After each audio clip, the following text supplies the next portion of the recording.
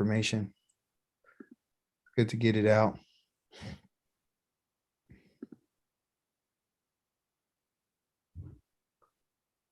Looking forward to some new people who want to come and learn the class. Guy on Facebook is like, hey, my mom wants to learn the language, and I turned her on to you. So, she's been watching you, and but I'm the one who turned her on to you. So, can you help her out? It's like, absolutely.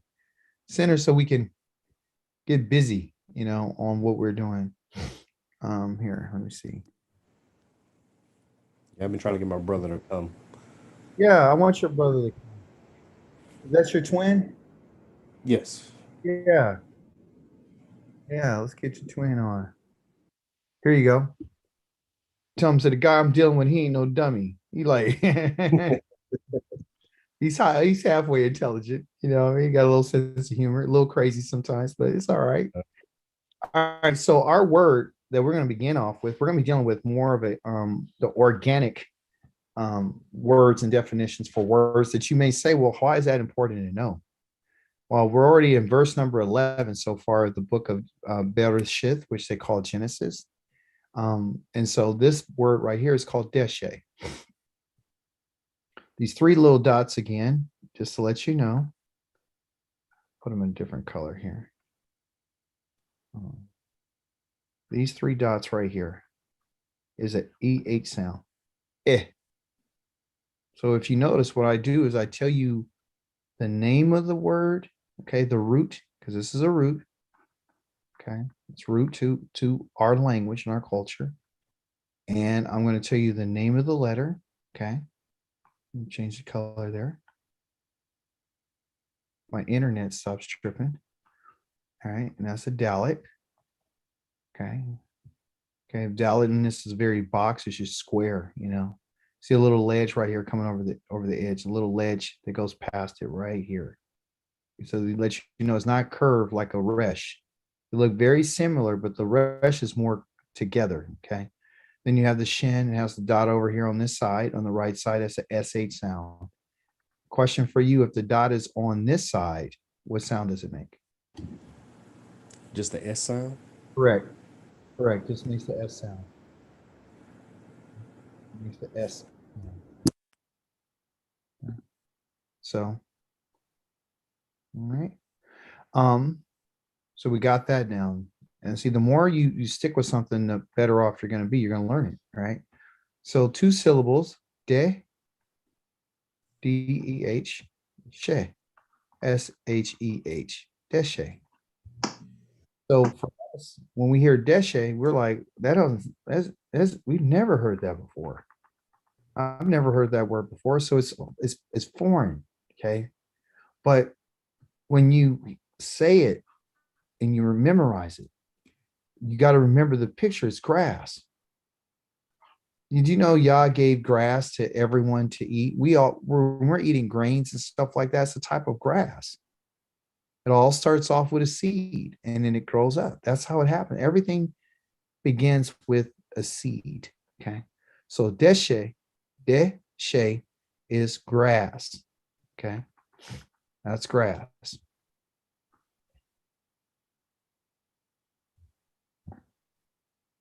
Go to our next one. Let's find out agriculturally, what does it mean? Okay. So it means to thresh. Okay. That's what it means, to thresh, to cut grass.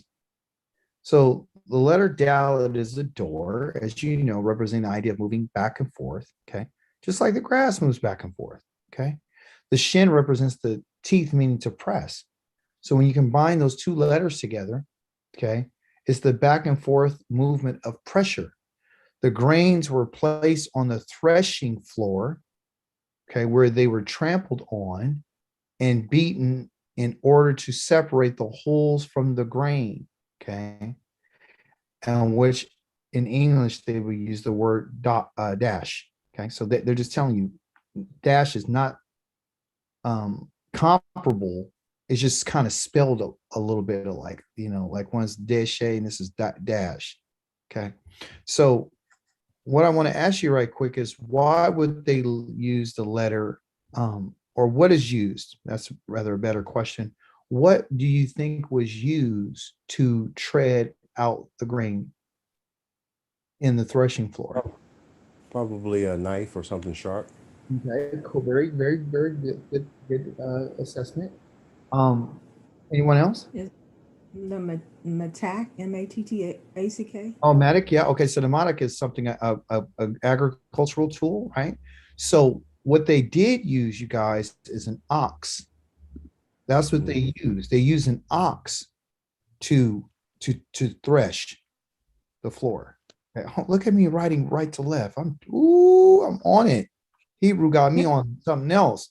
All right, so an ox is used to trample on it. So what they would do is they would put the wheat and grass and grain on the floor, on the threshing floor. They would have this ox go in circles around it. Okay. And once it was getting, when it was good, it would be able to do it on its, know its path, know where to go. And it would, take out the holes in the grain and separate it. That's where you get the idea of the wheat and the chaff. Okay. So it's have to do with threshing. And they would use a cow to do that. What's connected to this is that Yah says, I've trained Israel to trample the grain. Okay, I've trained them to do this. Okay. But what they've done is, I believe it's in the book of Hosea, just like a trained ox. Okay. But because they're so wild, I can't put them on the threshing floor because they're not ready. Israel's not ready to thresh. Israel's like always being wild. Do you remember in our Torah portion it said if you have a wild ox and it gorges someone, what you got to do to that ox, especially if it's been, the owner's been warned about the ox has to be put to death, or the ox has to be put in a pen and separated from people. Okay. So I want to give you that idea. In our classes, we like to talk about how this connects directly to the Torah. Okay. When you think Yah's talking about an ox, he's talking about his people. He's talking about Yisrael. Okay. And also he makes reference to us as being an ox, a very strong ox. Okay. Very strong, treading back and forth. Okay. It says here, Elohim said, which means Wayikra Elohim. What did he say? He said, let the earth, the Eretz, put forth what? Deshe. That's our word, Deshe. So the Deshe, so meaning something that can produce a seed producing plants. So grass, seed producing plants, and fruit trees. Okay. Each yielding its own kind of seed. Okay. You know what the seed is? It's the noon, bearing fruit on the earth. And that is how it was.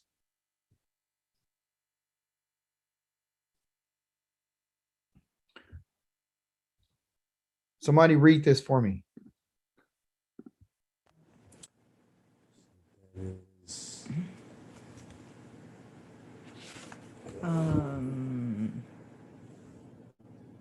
That is And say it. Yes. Yes. Said who? Elohim. Elohim. Yeah, the Yod right here is he, and that's Elohim. And he here is in a third person, masculine singular. So the verb precedes the action is speaking. Okay. The one who's the object of, or the subject is the one who is the one doing the action, right? And then there's an object of the verb. So the subject of the verb is third person masculine singular. Okay. So this is the verb and this is the noun. This is the person. Okay.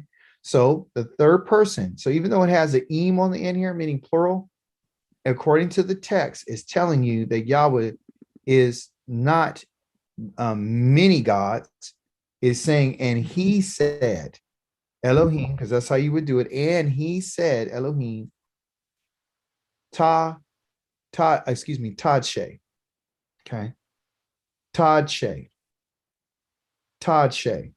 So here's the root right here. A dalit, a shin, in a aleph, right? Tache. Okay. And here is our root again, deshe. Okay. So you see it has the 3 dots here. And over here it has 2 dots. And over here it has a little 2 dots up this way, right? So what you're going to find are different roots can sometimes have different dots on how they're said. Basically, what it means is if something is said in a very simple way, it might sound in a simple way.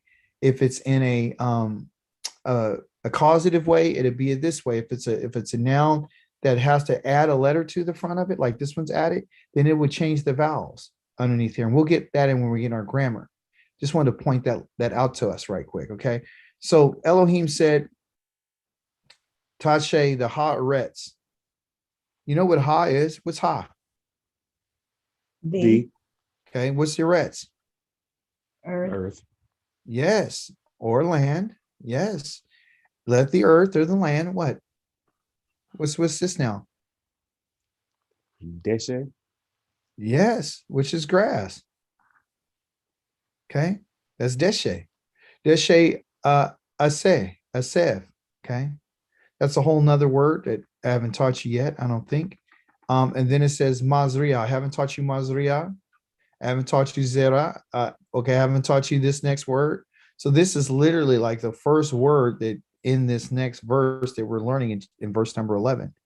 So as you notice, I'm going to give you words out of a verse. So this is verse number 11. So every time you go to one of these verses, what you're doing is you're building upon what you've already learned, but now he's introducing something else to us. So now we're introducing this word. We might introduce this word. Mazria, I don't think I'm introducing that. Zero, I'm going to introduce, I believe. Eights, I'm going to introduce. And Peri, I'm going to introduce. Okay, so you're going to see all these different in Ose, which has to do with Asa, and then Peri, once you learn that, you'll be fine. And then you're going to learn about Lamino. You're going to learn all this. And then you already know what Asher is, the rope that ties everything together. And then Zaro, you're going to find out what that is, and Bo, and then you already know what all is, upon, and then Haaretz, you already know, and then Wahi, you already know, and Cain, you already know. So we're just building upon it. So I'm just giving you new pieces to the puzzle. So Deshe is one of the new pieces to the puzzle. Okay. You already know what Amar is. You know what Elohim is. You know what Eretz. Okay. That's what you know. But all this other stuff, you're going to find out. So just like you knew, or just like when the first part of our teaching back here, let me just go right here real quick. Just like I could tell you, right, come on, show up. Just like we went right here to the sea. Let's see. Just like we went here to the sea. Wayikra Elohim, the Layabasha Aretz, the Ula Mikwe, the Hamayim, the Kara, the Yamim, the Yar Elohim, the Kitov. Just somebody take a guess and tell me, what does this say in your own words? Don't have to be perfect. Just look at it and just tell me what it says. Or some parts of it. Just look at it, and and it's a little test for you to go from right to left. Put it in your own words. Something Elohim and said Elohim. Uh-huh. Remember Yabba Dabba Doo? Remember the Flintstones? Yes, yes. So, and he said Elohim, that's dry land. Yes. Yep. Um, And there you go. Make this and, because that's what it is. And two, because that's two. This is and, yeah. And two, the Midway. he told this to do something. And Mayim is what? waters. Yeah, so he told the waters. Okay. So Elohim did something. So the Wayikra said, but yes, he did say something, but the way he said it was he Wayikra, meaning he called and proclaimed Elohim to Yabashah. Dry land, yeah. That's what he called the Yabashah. He called the earth Yabashah. And to the Mikway, and he told the waters to stand up. And when he called the waters, he called the waters what? What did he tell all the water? Okay, so I'm gonna bind all the waters up. After I bind it up, I'm gonna call you. I'm gonna call you Yam. I'm gonna call you Yamim. Yes, many waters. So the seas. And then Wayar, Elohim Kitov. So we know this here is means to what? And he And he, blank Elohim that it is, or has been Tov. And Tov is good and functional. So the Wayar is he has to do something. So if you know the English, like, oh, and he saw Elohim that it was Kitov. He saw that it was good. You know? So very good. Excellent. So once you learn that, you're going to the next one. And then the next one tells us again about this idea of Yahweh saying something. So now he's saying something, but he's doing it in a different way. He's not Wayomer, he's not Wayikra here, he's Wayomer. So anytime he proclaims something, that means he's changing its name. Like he changed the name of the sky to Shamayim, you know, or Wayikra, or yeah, what is called, yeah, is it Wayikra? No, Wayikra. What's her name? What's the name of our friend? Raquia. Yeah. So he called Raquia, he changed her name and said, you know, your name is gonna be called Shamayim.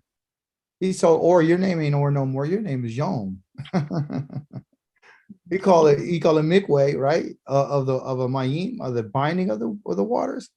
I'm gonna Wayikra now. I'm gonna proclaim this to be this to you. I'm gonna proclaim to you that this is what you're gonna be identified as. I'm gonna proclaim to Yabashah Eretz. So anytime you see Wayikra, that's a proclamation. Anytime you said he said, it's Yahweh's letting us know what he was saying to whoever he's talking to. Okay. So at this time, he's talking to the Deshe. Okay. And he's telling it what to do. Okay. He's not proclaiming anything yet. He's only speaking. I mean, saying. Okay. So the next word that we have, I have a picture of a hand with some seeds in it. Seeds are generally used for what? What do you use seeds for? planting. For planting. Okay. So anytime, so now you can see the agricultural, this is a big deal for us. Planting and seed life and grass life and earth and water and sky and dome and light and darkness, all those things are working together. You see? So everything about our language is a family of agriculture. We're agricultural people. This is why Yah tells us that I don't want you to wear mixed fabrics. Everyone, when you come back to the land, I'm going to drape you down and you're going to be in all linen. And if you don't choose to wear linen, I'll put you in all wool or flax. You see what I'm saying? When you get back to the land, these are the things that you're going to be doing. Yah says when you get back on the end of all the war, so you guys are going to be planting and sowing in its seasons. Then I'm going to give you the rain that I told you I'm going to give you. Okay. You talk about Zerah. Zerah doesn't only have the seed that's in this hand of this person's hand, but it also has the idea of a descendants. So Yah is telling Israel how he works. When he told Abraham, I'm going to give you, your seed is going to be as numerous as what?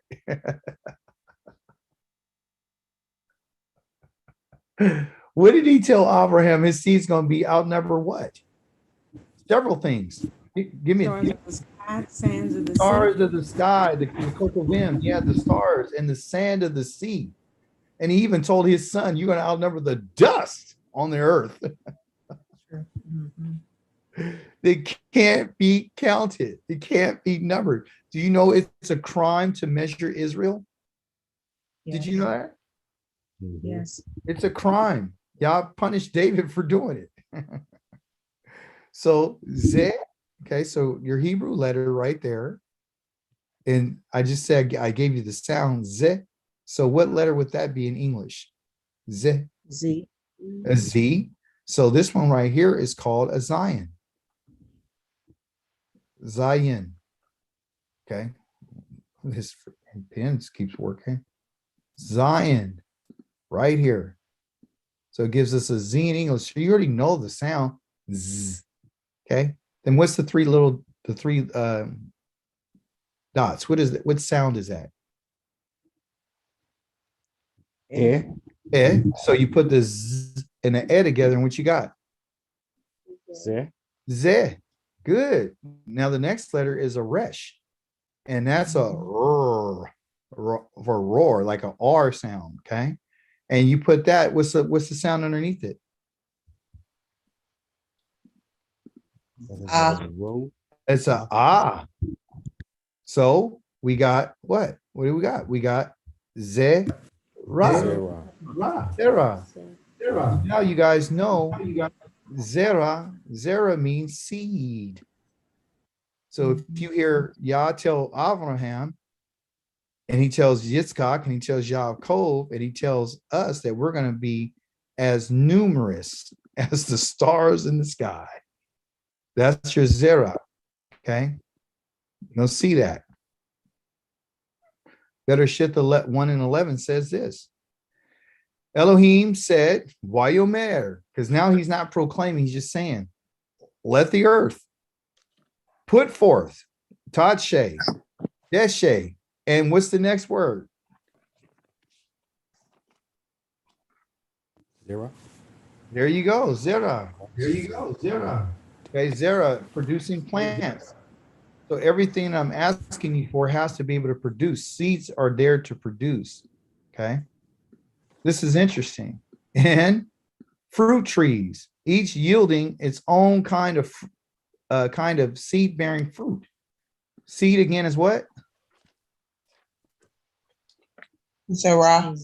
Zera. Good. So Zera. So how could you remember Zera? How could you remember it? I want you to make it a friend. I want you to make it part of a recipe. You know how you remember the word pepper? I say pepper. Everybody know what I say black pepper. Does everybody know what I'm talking about? Mhm. You know what it looks like. You know what it smells like. You know what it tastes like. All those things. Okay. So every time during this week, which you should be eating fruits and vegetables, every time you see a seed, whether it's in an orange, whether it's in an avocado, whether it's in an apple, a pear, whatever you eat, okay? Or if you eat sunflower seeds, okay? Always when you look at it, I want you to say the word zera every time you see it. Every time you see it, so you can accept it. You have to attach what you learn to pictures and to experiences in order to make it stick, okay? Why do you think Yah keeps telling us, I sent you out to on the four corners of the earth and I'm going to exile you to other countries and other nations and you won't be in your own land? Because there's a distinction. He knows, you know, where you're at is different than where you should be. Okay. So based on where we're at and what we see and what we experience, it tells us, it sends different messages to us that we should know that this is not right. When you see a man walking around with a dress on, acting like a woman, you should know that I'm somewhere I don't supposed to be, because the Torah says this don't supposed to be. Okay. I know I'm jumping around, but I'm just trying to give some examples about attach your learning to experiences and it will last longer. If you attach it to music, attach it to music. Okay. There's little things you can do too, like you can write, like get a sticky pad and you could put the name seed on it, and underneath it, you know, you can have the word Zera, or you could put Zera and then put it somewhere. So you got to go back and forth. Okay, you just don't go word Zera and that's it. You got to have something to remind you. And you know, you have sunflower seeds like I do, you put them in a refrigerator, they're already, you know, holding, the holes are gone and just the seed. You could put that, if you didn't know, put a little sticky on it or write a little name on it, Zera. You got to make it part of your life. That's my point. Okay. And what does Zera come from? Well, the action of it is to sow. That's the action. So this is an action, a very active language. It has to do with the seed of sowing. The sowing of seeds can be scattering them across the field. Okay. So they can be sown It has to do with a crop. It has to do with vegetables. It has to do with children. Okay. So in this definition, now we know when Yah says, I'm going to do something to you, when he says, I'm going to scatter you. All right. What is Yah really doing? What's the action of what is Yah really doing? What is Yah really doing? Sowing. He's sowing. And where did he sow us at? Amongst the nations. Among the nations. And he knows that you and I are in a different type of soil, right? Because the nations are the, the goyim, right? And then they have the a different type. They're a soil because it has to do with the earth, right? The nations are all over the earth and the land. Okay. So when seeds are put in different environments and different soils, they respond differently. Okay. And this, okay, so what Yah is saying is, okay, you guys are acting this way, right? Remember, they're evil. Sorry, our ancestors they were very wicked people. Okay. And I know it's not easy to listen to. They were wicked. Okay. And what they did was terrible. They were raw. Okay. They were raw. Okay. They were evil and bad. Yah says, I'm going to scatter you. Okay. They were rebellious. Okay. So Yah says, I'm going to take you and I'm going to scatter you all over the world. So what he did is he reached in, he took Israel and scattered all the descendants, all the children have been sent out everywhere. Over time, and Yah sent people to places where he knew that they're not going to do well. And he sent other people, he said they might survive. Some might survive this and others may not. But the reason why he did this is for a couple of reasons. One of the first reasons why Yah has done this is because he can. He's the what? Yah's the farmer. Okay. Yah's the one who's did the sowing the seed. So he spread his seed wherever he wanted to in his land, which is the earth. It's his place. And he knows that some seeds are going to come out and some are going to be stronger than others. And then there's others that are just going to be weak and they're not going to make it. Okay. And it really depends on the soil and what they've absorbed. But you know what? As you know, everywhere that you and I and our families have been, we're the only people on the face of this earth that have been taken out of our environment and brought to absolutely zero, and then be able to rise up out of there. We're a very strong seed. Okay. But what makes us even stronger is the fact that no matter what we've been through, we're able to survive it and be able to be receptive to what Yah wants to give us, which is the light of the Torah. So when you think about the Torah, think about how it affects our lives. Okay. So the environment has a lot to do with how we respond. This soil, the people around us, other plants, he calls us a lamb. He calls us an ox. He calls us, the seed. He calls us stars. He calls us all kind of stuff. So he's using these terms so we can kind of understand how he works. That's the reason why he's mentioning it and telling the story about creation. It wasn't just so we can find out how things were made. It was simply because he's telling us the story again. So now you can see that, okay, I'm going to sow the seed. I'm going to spread it out. And what I expect from it is for it to grow. And I need it. And it's a certain type. It's a certain kind. Okay. So we found out too, within our word, in our conversation in verse number 11, that we're talking about what they will call an eights. Okay. This first letter is an ayin, just written in a different format, and then this right here is a zadi. Okay. Zadi. Okay. So we got an ayin and we got a zadi. Okay. These two dots right there, an A sound is either AY or EY. Okay. Eights. Okay. So it's called eights. Say it, eights.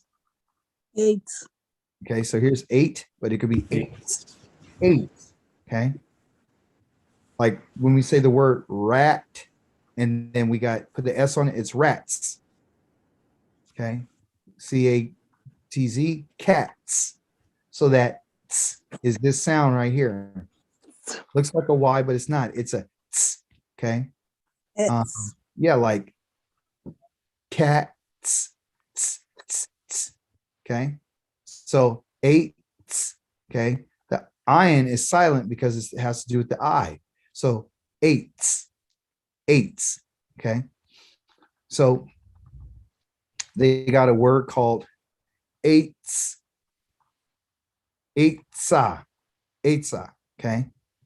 Which the root of it is eights. And then the ah on the end, okay? So if I say eights, I'm talking about a tree, okay? If I put a hay right here and right here, then what do I got? Eight sa, okay? Eight. And yeah, so the eights is a tree, and eight sa is a council. But I just added a hay on the end of it, a ah sound, and ah makes it what? You know, in my class, there's either masculine or Feminine. it's feminine. So when Yahweh put an ah on eights, it's about counsel. Okay. Remember what Yah told Adam? He said, oh, you've listened to your wife. You've literally taken counsel, right? That's why they met at those trees. You see, the tree of knowledge and the tree of good and evil, which is Tov, Ra, and Tov, or Tov and Ra, excuse me, Tov or Ra, has to do with counsel. Okay. Trees are firm. Trees are upright. Trees can be, they have branches and they come out and they have leaves and they bear fruit. Okay. And they all have a stem. Okay. A root that goes into the ground and it grows up into, very straight. And then all the branches come off of it. Okay. So when I'm looking at this tree, you guys, what I see is this. I see a stem. And this could be a tree or it could be a plant. A plant has a stem. It sure does have a stem. It has to grow up straight. Wheat, barley, it has a stem. Okay. So a tree has a stem. Plants have a stem. And guess who else has a stem? People. Okay. So the actual root of our family, who's the root of our family?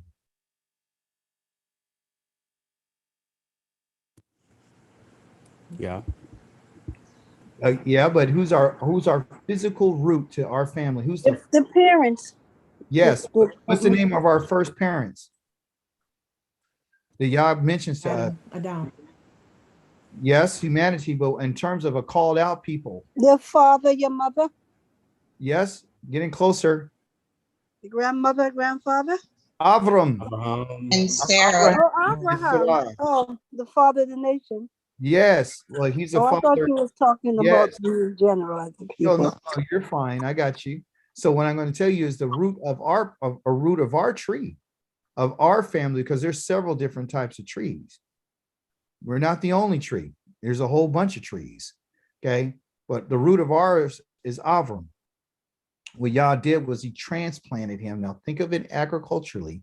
Yah transplants Avram from where he was living and said, go to this land. I want to plant you there.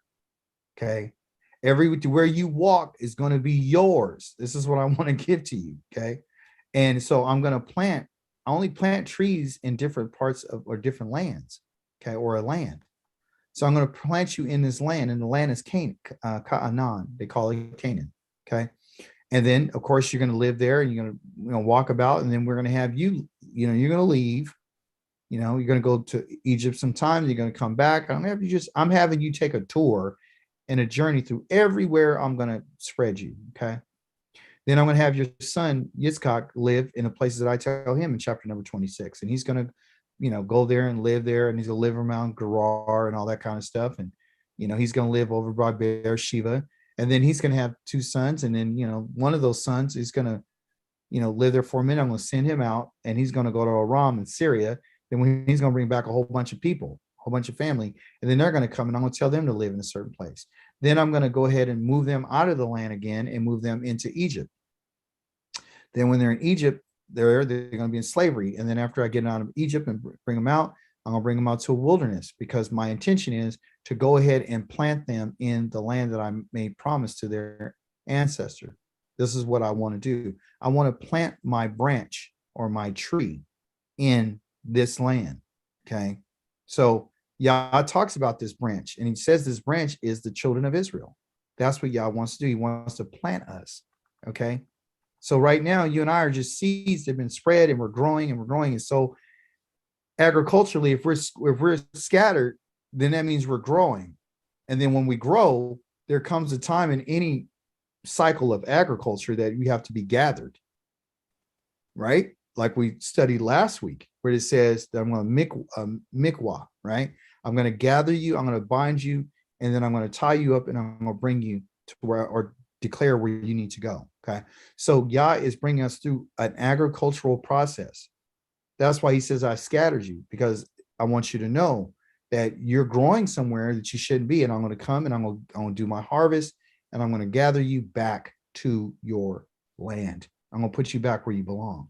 Okay. That's the idea behind it. Okay.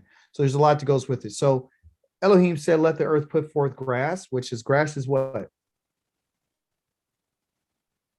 How do you say Deshe. grass? Okay. We only have 3 friends today. Okay. Deshe. Okay. And here's our next one. What's her name? Zero. Zerah.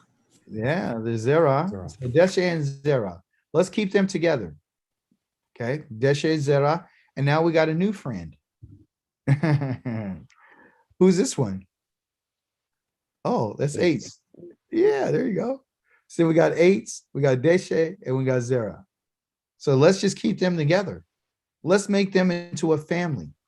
Let's make them brothers and sisters. Okay. Or just like make them all make them, yeah, let's call them, let's make Deshe, because it has a feminine ending on it. Let's make that feminine. Okay. Let's make seed dealing with the masculine. Let's make that Zerah. Okay.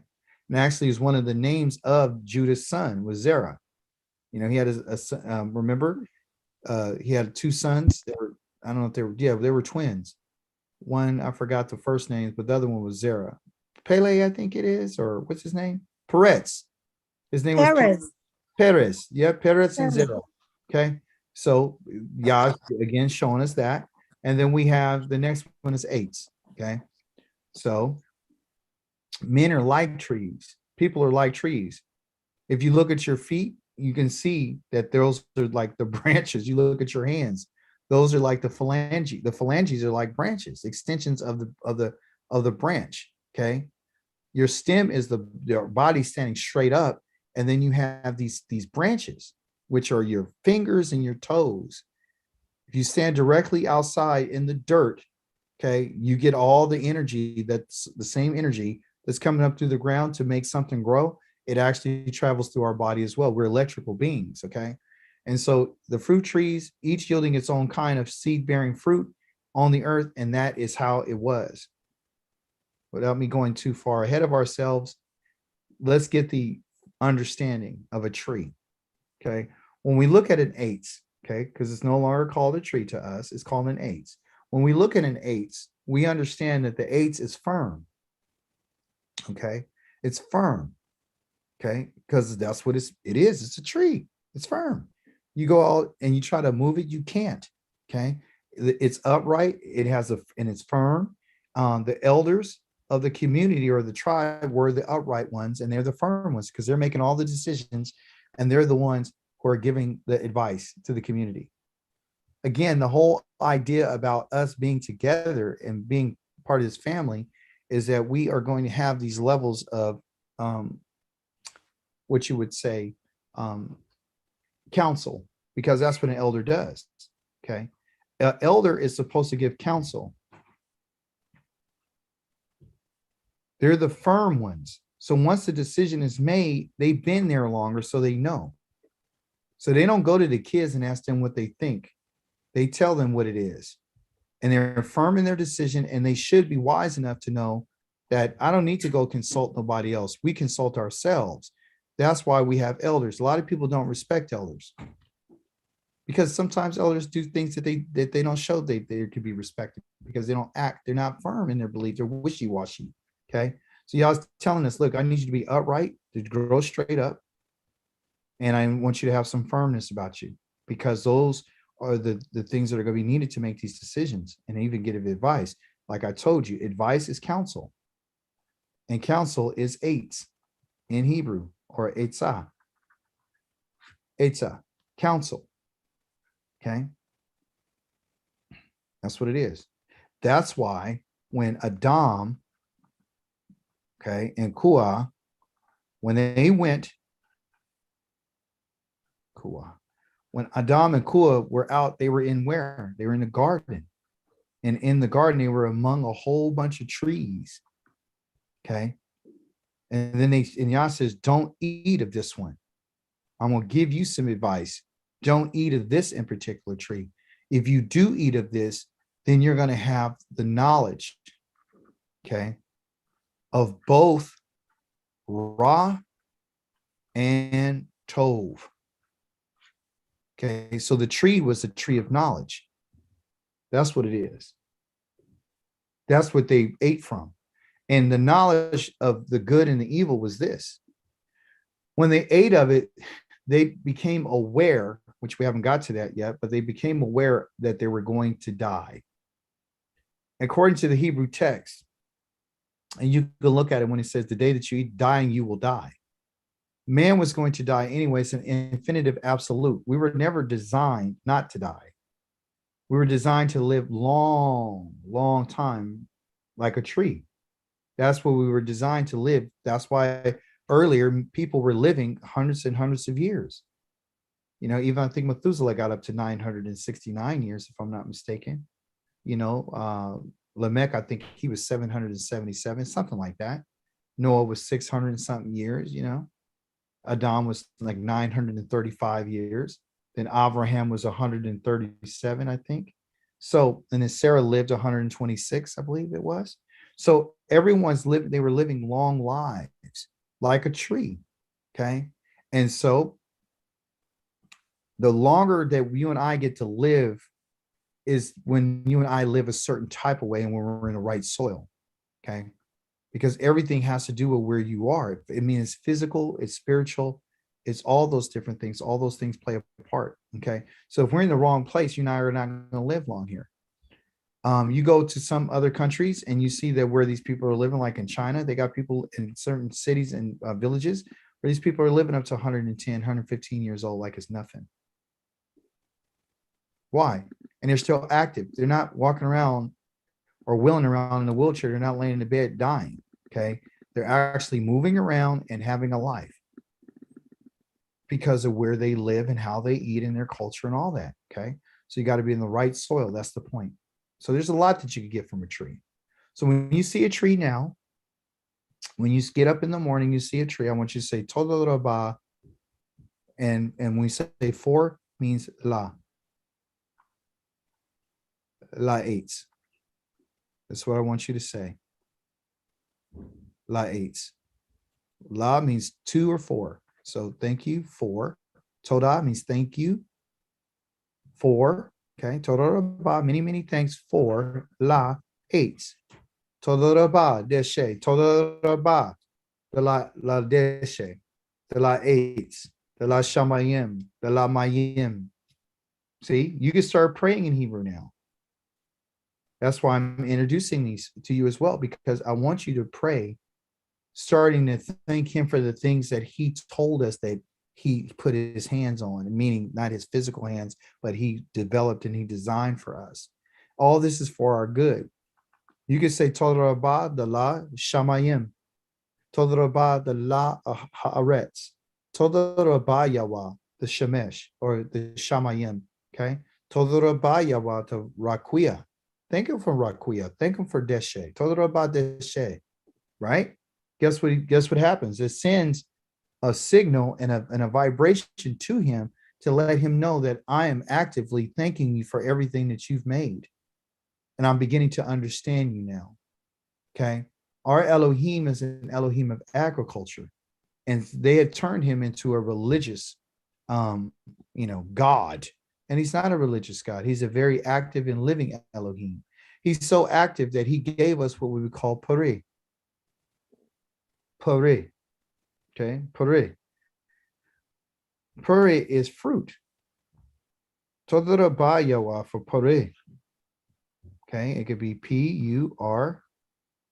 Okay, but of course in English it'll be two E's. And that's where you get your puree from fruit. See, so they use the same words that we use, they just steal from us and tell us what it is. I use this picture because it was awesome. It's beautiful. You know, you got your mangoes, you got your kiwis, your strawberries, your berries. Yah has made a variety of different type of fruit. This is what he's given to us. He's given us deshe, right? So we need to thank him. He's given us the eights, the trees that bear the fruit, the apples, the oranges, the bananas, you see, the avocados, the figs, all different types. Okay, so Todraba Puri. So this is a group that we go with now. So we got, you know, Deshe. What's Deshe? What's Deshe? This shit is grass. Yeah. Okay. All kind of grass.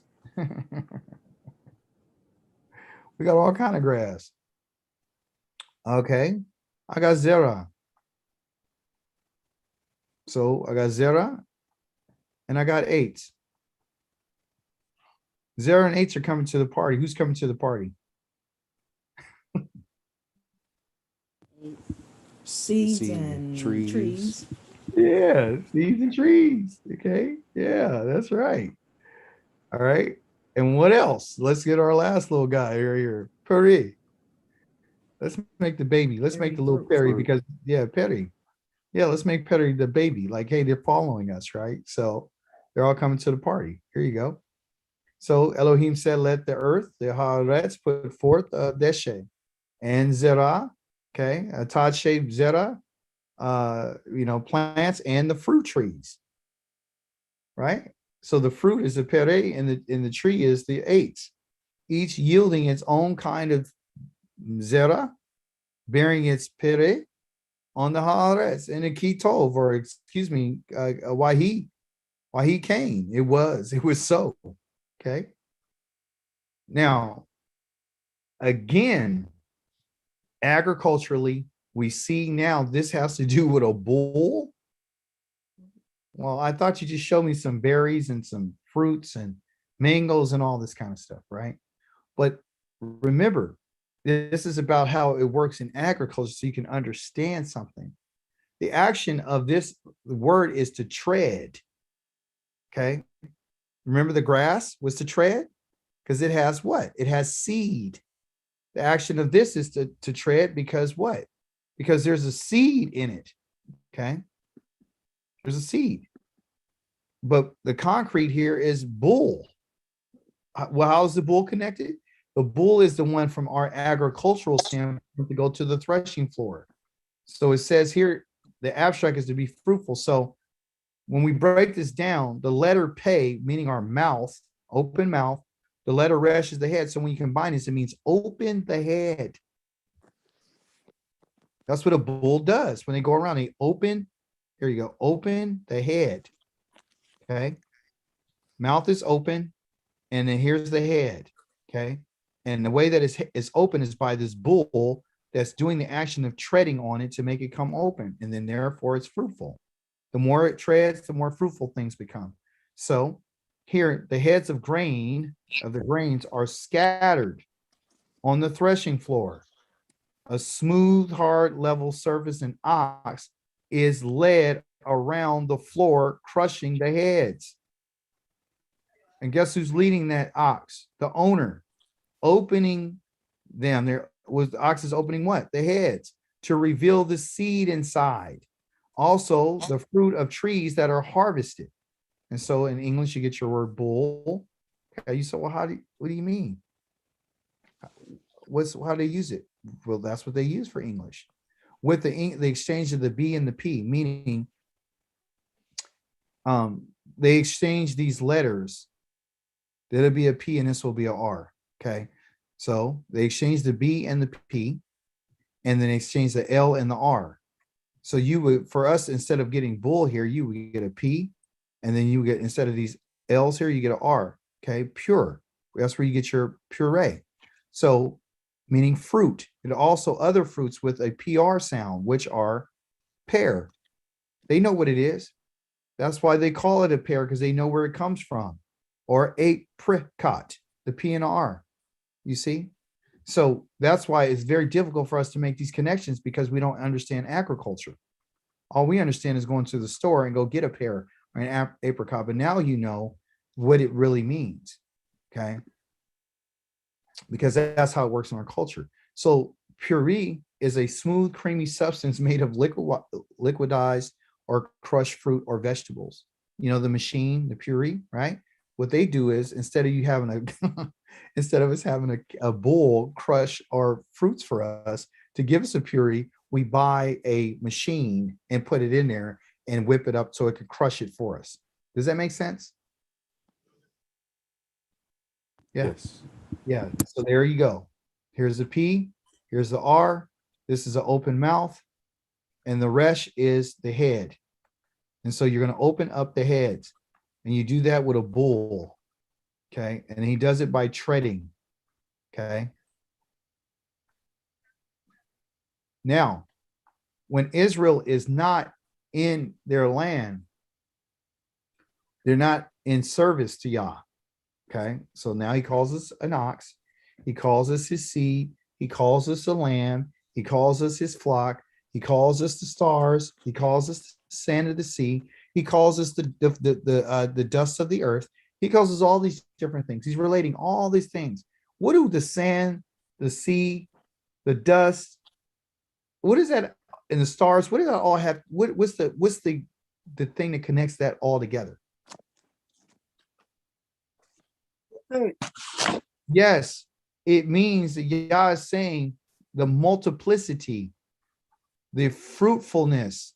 Okay, when he says be fruitful, he tells us to be fruitful in the multiplicity. Okay, multiplicity. I am going to multiply you. If I'm going to multiply you, I have told you, I said I'm going to bless you. I'm going to show you favor. I'm going to multiply your seed so you can be fruitful and multiply. You see? And that only happens by an act of the creator. So what did Yah do for Israel when that seed? What that seed is what? What does he say? That the people are going to say, see us? What are they going to say when they see Israel?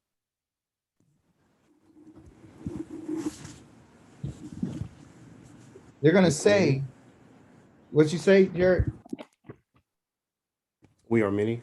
Yeah, we're many, but they're going to also say something about when they actually physically see us, they're going to go around and say, these people, these are the blessed seed of Yahweh.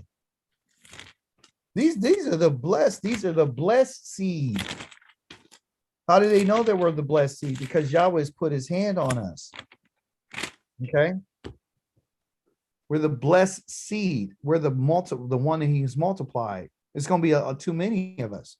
And that's the reason why Pharaoh in Egypt decided, I'm going to go ahead and start killing them. Because they're what? Why do I want to kill them? Let's start killing them. Why? We're multiplying too quickly. They're multiplying too quickly. Okay. Okay. And the reason why they're multiplying like fish is because they're called a men. Okay. Listen, men, you know, we're usually men means for us of a M-E-N. This is an M yod, a mem yod noon, which has a type, a kind. Okay. So now we're going to get into the final part. Our last word that we're going to deal with is called men. Men means type or kind. Okay. It's a different species. So you got all different types of things. You got different types of fish. You got different types of grass. You got different types of fruit. You got different types of wildlife. You got different types of, cattle. You got different types of everything. Okay. And so Elohim said, okay, and that is Wayomer. What did he say? Let the earth put forth grass, which is Deshe, and Zerah, right? The seed producing plants, and Peri, Perietes. And yielding its own kind of men. Own kind means men. M-I-N. M-I-N. Men, like minimum, okay? Many, okay? Men, that's what it's called. A kind, okay? So Yah's talking to us in code, okay? The code is that every type of species of plants and everything has its own kind, its own kind of fruit, its own kind of, animals. And also too, there's different types of people and different classifications. And so what does this have to do with agriculture? It has to do with the idea of something being firm. Okay. I wish this pen would work right quick. When Yah says that we're a men, we're a kind. Okay. And when he says to be firm, what he's saying is that once it is what it is, there's nothing that could be changed. That's why he doesn't like mixing, of different types of species or different types of plants or different types of seeds. That's actually a law within Yah's Torah that says, don't mix your seeds together. Don't mix your animals together. I don't want the mixing of the seeds. I don't want you to have a mule and a horse mating. I don't want that. I don't want a goat with a cow. I don't want that. I don't want a wildlife with something else. I want a lion with a lion, a bear with a bear. I want a dove with a dove. Okay.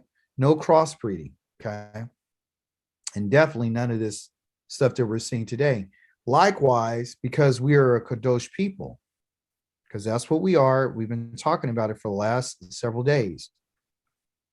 Kodesh. Okay. Since we're Kodesh and we're set apart, Yah says that you're a different kind. Okay. This word here also has to do with an idea of what they would call, they use it for a word faith, called emunah. These are the two letters that are part of it. Emunah. Emunah.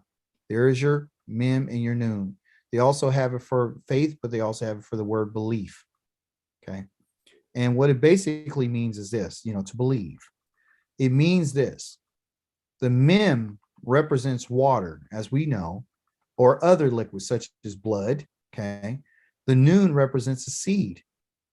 Continuance. So what does it mean? You combine them together, it means the blood continues. Each species, each kind of species continues by passing its blood to the following generation. Humanity with humanity, Chinese with Chinese. Okay. The Russians with the Russians, which comes from the parent. Okay. Also the idea of strength through the blood, because it's a certain kind. The moment that you start breeding these things together in different kinds, you weaken the seed. You weaken it. That's what happens. You weaken the blood type. You see? So this is the reason why Yah says, I don't want you to mix these things, and I want you to let every kind say what is kind. But here's the thing. Israel is a type of people, and we're a kadosh. Okay.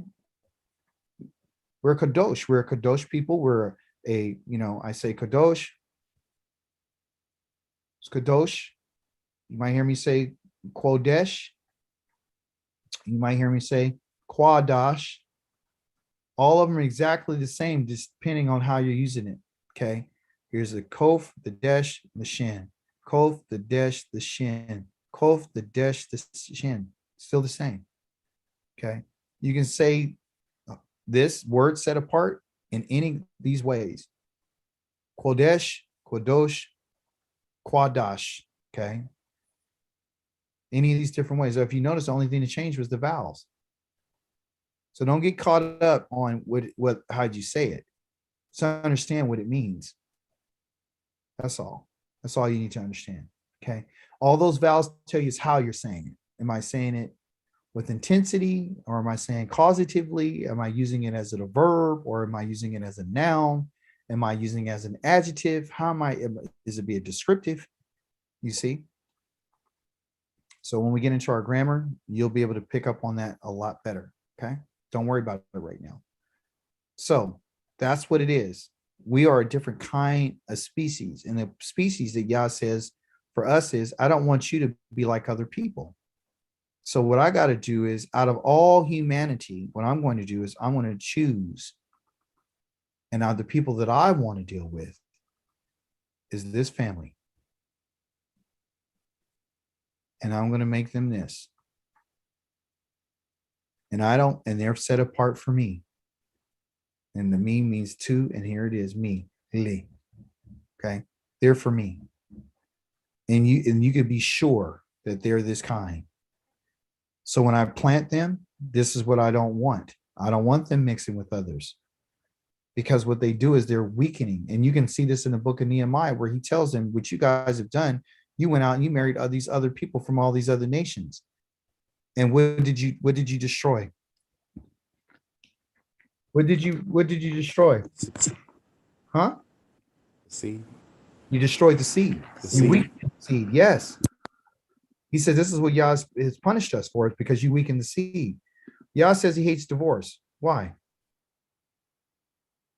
You know it. Why does he say he hates divorce? He says, because I'm looking for what kind of seed? I'm looking for a kadosh. You see? Yah hates putting away because it affects the seed. So, in summary, we learned about Deshe, the grass. We learned about Zerah. We learned about Eitz. We learned about Peri. And we learned about Min. Okay? Those are your words for today. And they all have significance. And they're just pointing us to how Yah sees things.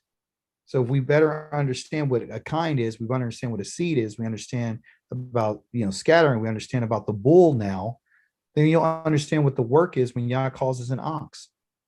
An ox is used when Yah calls Israel an ox, that is his ox. He's saying that, listen, I have work for you to do. Period. Nobody wants to be, well, I don't want to be an ox. Well, an ox is a very, I would say a very, look for the right word. It's an honor to be Yahweh's ox and to serve him, because that means that you and I are supposed to tread. We're supposed to tread for him so we can bust out the reality of what life is for everybody. To get the seed out. We're supposed to tread. We're supposed to tread the earth. We're supposed to plow the earth for Yahweh. I forgot where it's at, but it talks about how Yehuda and Yehuda and Ephraim, Yah says you guys were a faithful, Ephraim was a faithful ox, and Yehuda is going to be the plow. I'm going to use you guys to do the earth. I'm gonna have you tread the earth for me. I'm gonna have you guys do the work that I need you to do. I think it's in Hosea. Oh. Yeah, that's a great. Wow. Okay. Where is it at? Yeah. I think it's Hosea 10. Yeah, you're on it. You're already on it. Yeah. Yeah, you're right there. 10 and 11. Thank you. See, you see our Hebrew scholar. She's on it. She already got. I was in Hosea. I was looking at 11, but it's in it's there. So let's just share that in our closing, because I think it'd be important to make everything kind of make sense to us and put it all together. So let's see what it is. So you can make your connection. So you won't say, well, I'm just going to a Hebrew class. No, you're deeper than a Hebrew class. You're getting some understanding about what Yah's intention is for us and his plan. His plan for us is to use us to do his work. And we're going to start in Hosea, and it's in chapter number 10, like Makoti Kandra said. And oh wow, here, let's just start in verse number 1. Israel was a luxuriant vine. That's what Israel was. Freely putting forth fruit. Oh, fruit is what? Somebody help me. Peri. Okay. And his Peri increased. And he increased his altars. In his land, his arets got what? Tov. And he improved. his standing stones. His heart is divided. Excuse me, their heart is divided. Now they will bear their guilt. He will break down their altars, destroy their standing stones. For now they will say, we have no king because we didn't fear Yahweh. And what could a king do for us anyway? Okay. They mouth words, swearing falsely, making treaties. This judgment spreads like poisonous weeds in the furrows of a field. Agriculture. The inhabitants of Shamaron are frightened of the calf gods, the gods of that they made, which is start off in the wilderness. Remember the golden calf? So they're still making them a Bet Aven. Its people mourn over it. Priests tremble over its glory, which has left it, because that's who they've been relying on. It will be carried to Asher as a present for a warring king. Ephraim will be put to shame, and Israel will be ashamed of his own advice. His advice is counsel, which is Eitzah. Shamaron's king will perish like the foam on the surface of the water, the Mayim. Agriculture. Destruction will come to the high places of Awan. That is the sin of Israel, which are those golden calves. And the thistles will grow over the altars. Thistles is agriculture. Okay. Thorns and thistles will grow over their altars, and they will say to the mountains, agriculture, cover us into the hills, fall on us, which this is where the book of Revelation, chapter number, I think 17 or 18, tells you in that coming day, this is what they're going to say. This already happened. Since the days of Giva, you sinned, Israel. They took their stand for these arrogant people at Giva. War was insufficient punishment. When I wish to, I will discipline them, and the peoples will be gathered against them to discipline them for their two crimes. Okay, here it is. Ephraim is a well-taught cow. It loves to tread the grain. See that? I have spared her fair neck, but I will put Ephraim in harness, and Yehuda will have to plow. Okay. Yaakov will harrow his own land. Okay. If you sow, which talking about seeds, righteousness for yourselves, you will reap according to Canaan, grace, mercy, compassion. So break up the unused ground for yourselves, because it's time to seek Yahweh till he comes and rains down righteousness upon you. You have plowed wickedness, reaped iniquity, and eaten the peri of lies. Okay? Because you trusted in your own way, in your large numbers of warriors. Turmoil will erupt among your people, and all the fortresses will be destroyed, just as Shalman destroyed Beth Arbel on the day of battle, when the mothers were dashed to pieces, right along with their children. Thus will be done to you, Bethel, because of your great wickedness. And at the dawn, the king of Israel will be completely cut off. Yah giving a pronouncement of judgment that is supposed to happen to the nation of Israel up in the northern kingdom. Okay. So he uses a lot of agricultural terms, doesn't he? He used the seed, he used the fruit, he used the plowing, he used the ox, he used all these things. I'm going to spare your neck, this kind of thing. Treading, all of everything we learned so far. See? So if you understand the agricultural terms, when you come and you read something like this, you would have a better understanding of what Yah is really saying. Okay? That there's work to be done. Israel is an ox. That's what you are. You and I are part of a supposed to be a tamed animal. Okay, a domesticated animal, not no wild beast, domesticated for the service and the work of the master, which is the creator of the heavens and the earth. So anytime you read that, you'll understand now that, oh, we're an ox. Oh, we're his sheep. Oh, so he's talking about the character of, he's talking about the function of the ox. The ox is one of the strongest animals. It is the strongest domestic animal on the face of the planet. It's more durable. It's supposed to be able to endure great weight and suffering. And it will keep going and going and going and going and going and won't stop. See? And that's what it is. But guess what? We're wild. So Yah saying, I got to tame you now. I got to bring you back. And I got to teach you how to go in that circle. Okay. My studies have shown me that Yah says Israel is going to go into captivity several times. But when he talks to Abraham and he tells him to go and kill those animals, there's certain classifications of animals that he had to bring to him. And he said that they had to be 3 years old. They had to be 3. And I was like, well, why 3? It's not, and guess what? It wasn't 3 years old. It means the 3 cycles. It means that they had to go through 3 cycles before an animal is fit for service. They have to be tamed and they have to be trained. You just don't take a brand new ox and throw him in to start treading. He has to actually literally go through training. So when Yah tells Abraham this in chapter number 15 about your descendants are going to go into captivity and they're going to be afflicted and so forth and so on, he's also making reference to how many times Israel is going to go through this. So some people say, oh, it just happened in Egypt.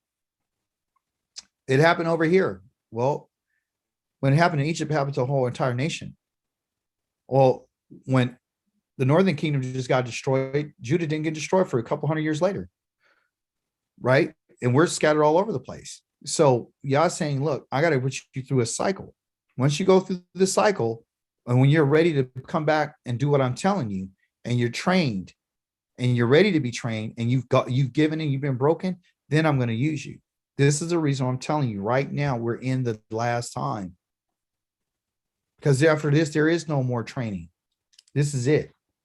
If you don't get it now, you're never going to get it. If you decide that you're going to serve another God while you're here in the place that he sent you to worship these gods, that he knew you were going to be exposed to it, he put it in front of us to see which one you and I were going to take. It's his test. He had them write the New Testament. Read Deuteronomy chapter number 13. He says, I'll send somebody with a wrong message to test you to see if you really love me. And you say, that's not fair. I say it's fair. You want to, you know what I'm saying? He wants to test his woman. Oh, you say you love me? Oh, okay. Well, let's see. Let's see how much you love me. I'm going to put these other people in front of you and you tell me. She got to be faithful, you see? And he's watching us and he's making sure that, hey, do you guys really want to be with me? So this is the last time. There's no more nothing. There's no more testing. This is it. This is the biggest test that you've ever going to be faced with. And listen, if you're on class and you're learning, it's because you're almost there. You need to be shouting because Yah has given you an opportunity to be part of his plan. I don't care how long I live after this. I've gotten to know the creator. Don't you get that? So I didn't ask to come here. I don't know where I came from and I don't know where I'm going. It doesn't matter. What matters to me is I got a chance to know him. That's all that matters. I got a chance to know the Torah. I got a chance to know a little bit about the language. I got a chance to meet you guys. I got a chance to follow the diet. I got a chance to keep the Shabbat. I had an opportunity to do all those things. I got a chance to get rid of the false gods. I got a chance to do those things, to change my mindset. That's what I'm thankful for, you know? So I throw that include with the fruit, the trees, the grass, the land. When I pray, I thank y'all for everything that you and I have been reading in Genesis, or better shift 1 through 11 so far. And the more you know, the more you'll be thankful. And then you'll be able to get it. Oh, I get it. I get it. So thank you guys for coming to the class today. I really appreciate you. Any questions, comments, contributions? Thank you, Condra. You're welcome. Thank you. Great class. Little Hebrewist.